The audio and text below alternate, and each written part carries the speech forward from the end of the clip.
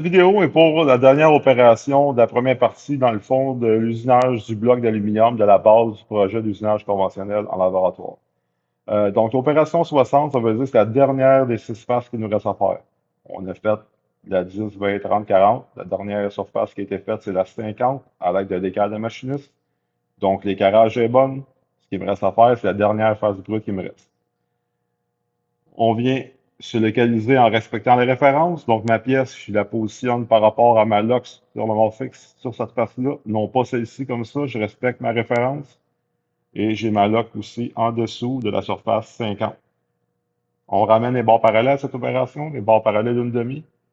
Donc, je vais venir usiner la dernière surface.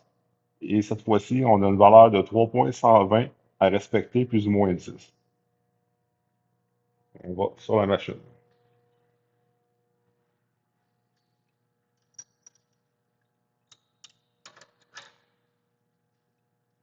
Donc, comme la face 50, l'équerre est bonne, j'ai plus besoin d'utiliser d'équerre. Je peux m'appuyer sur la surface 50 en référence sans problème. Et j'ai la 10 ou la 40. C'est toutes des surfaces usinées sur le mort fixe. Il n'y a pas de problème. Donc, je peux venir serrer ma pièce dans l'étau. Un petit coup de marteau pour m'appuyer correctement.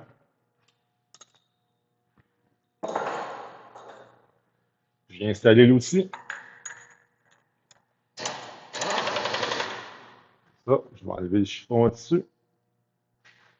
Je vais fermer la machine. Je vais démarrer la machine.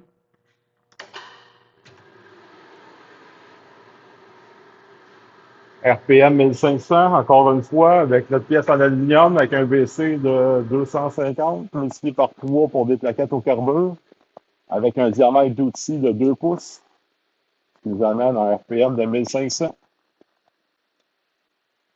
Je vais mettre l'outil en rotation.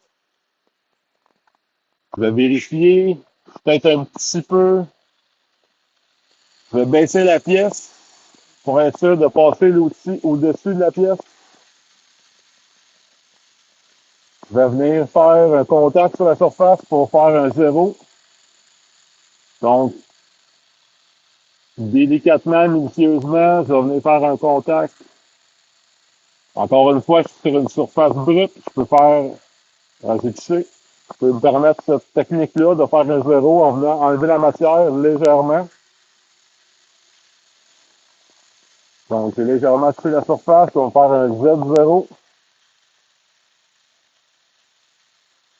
Comme ça. Je peux y aller, dépendant le brut qu'on a, avec la valeur qu'on a atteinte, on sait un peu la marge de manœuvre qu'on a. Je vais y aller, doucement. Je vais prendre un 10 millième, juste pour avoir au moins une surface usinée, pour mesurer à partir de cette surface-là.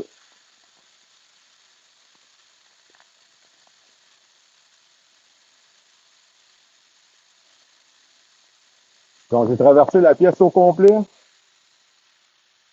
Je peux, à ce moment-là, refaire un zéro pour avoir une origine d'après une surface usinée. Je vais mesurer au point où est-ce que je suis rendu. Je rappelle qu'on a besoin de 3 pouces 120. Je vais me déplacer pour avoir accès convenablement avec mon pied à coulisse.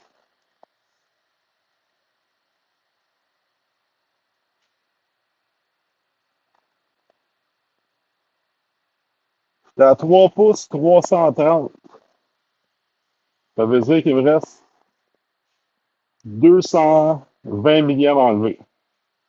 Non, 3,120, 210 millièmes enlevés. Donc, rendu là, c'est quand même beaucoup de matière comparativement aux autres opérations auparavant qui nous reste à enlever. Donc, on peut y aller un peu plus, avec des ébauches un peu plus volumineuses. Ça veut dire qu'à partir de mon zéro, il me reste 210 millièmes enlevés. Donc, je peux prendre des passes de 50 millièmes. C'est le maximum qu'on va accepter en laboratoire pour cette session-ci. Je vais activer la broche. Donc, je vais aller avec un 50 millièmes.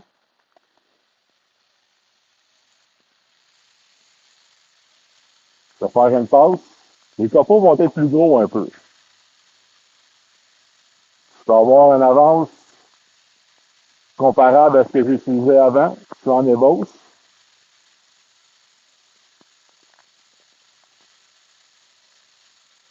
Donc, j'ai traversé au complet. Je vais laisser tourner. Ça se fait rapidement. Pas besoin d'arrêter la machine. Je vais prendre un 50 millième supplémentaire, ce qui m'amène à 100 millième.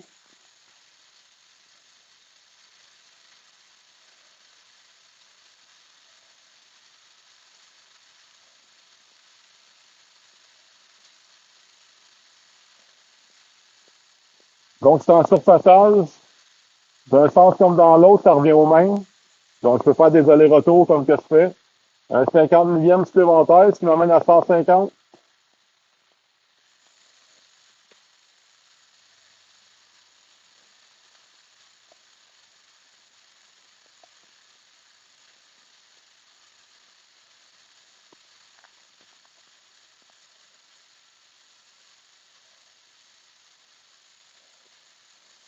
Si on est sûr de notre mesure, on peut continuer et aller vraiment jusqu'à la phase finale, jusqu'à la phase de finition.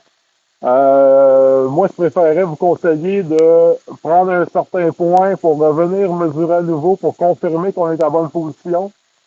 Donc, avant de me rendre à 200 puis que ce soit 10 millièmes de la passe finale, de la dimension finale, je vais y aller un peu plus délicatement. Je vais y aller à 190. Donc, je vais avoir un 20 millième qui va me rester là, pour la passe de finition. Donc, ça va me permettre d'aller valider en mesurant à nouveau, voir si je suis conforme, si je suis la bonne voie.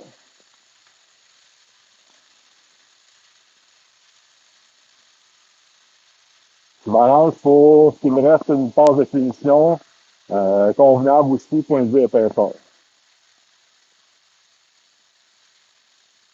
Donc, je vais arrêter la rotation de l'outil. J'étais à 190 millièmes, donc théoriquement, il devrait rester 20 millièmes enlevés.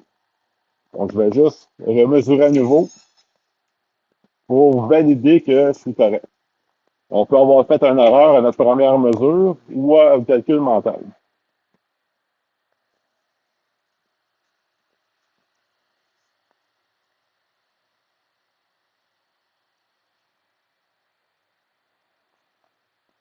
Bon, c'est à 3 pouces 140, donc exactement 20 millièmes pour avoir le 3 pouces 120.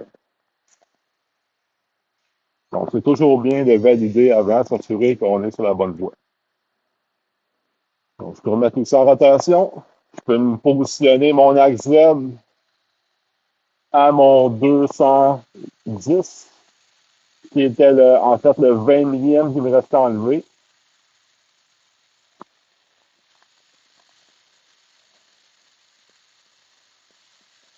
Donc, je peux aller plus vite, un peu me rapprocher. Je m'étais décalé pour avoir l'espace pour mesurer. Je suis rendu à usiner. Je vais faire mon avance pour faire ma finition.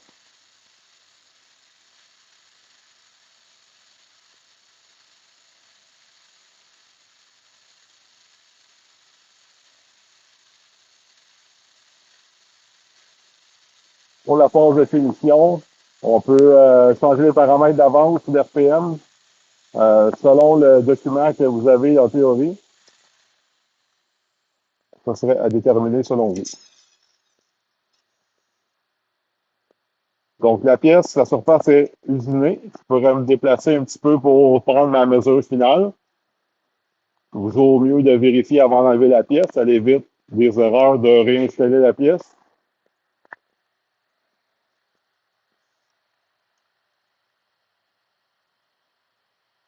Donc, 3 pouces 119. Donc, vu que j'avais un 120 plus ou moins 10, c'est parfait.